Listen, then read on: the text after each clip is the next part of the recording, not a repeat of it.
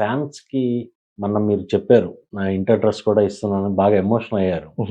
దానికి ప్రభాస్ గూడా మిమ్మల్ని బాగా ఇచ్చేసి ఇప్పుడు ఫ్యాన్స్‌కి అడ్రెస్ ఇచ్చి పెట్టారు. ఫ్యాన్స్ బిర్యానీలు గూడా పంపించినట్టున్నారు. అవునవును.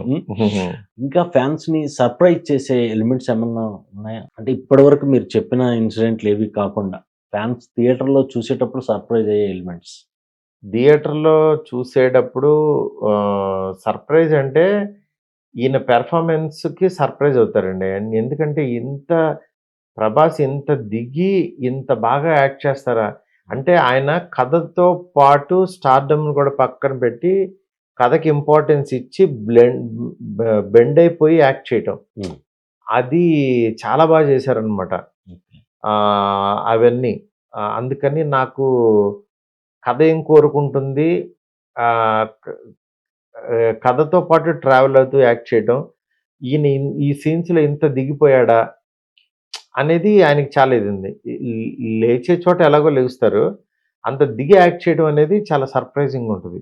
మీ సినిమాలనేసరికి ఒక ఫ్యామిలీ, ఒక అటాచ్‌మెంట్, హ్యూమన్ అటాచ్‌మెంట్స్ ఇవన్నీ ఉంటాయి.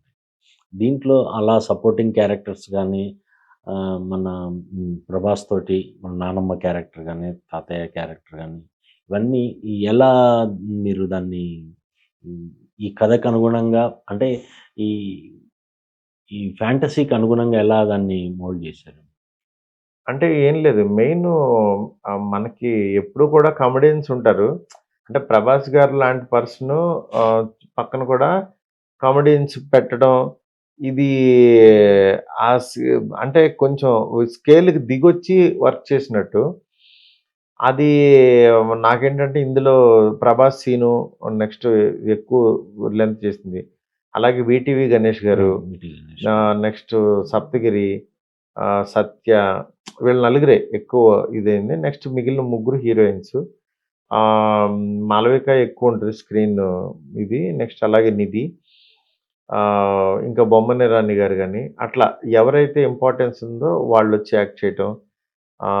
ఫ్లాష్ బ్యాక్ ఎపిసోడ్ ఇట్లా డిఫరెంట్ దీంట్లో అన్నీ పర్ఫెక్ట్‌గా కుదిరినియి. బ్లెండ్ అయినియనమాట. ఓకే. ఫైనల్‌గా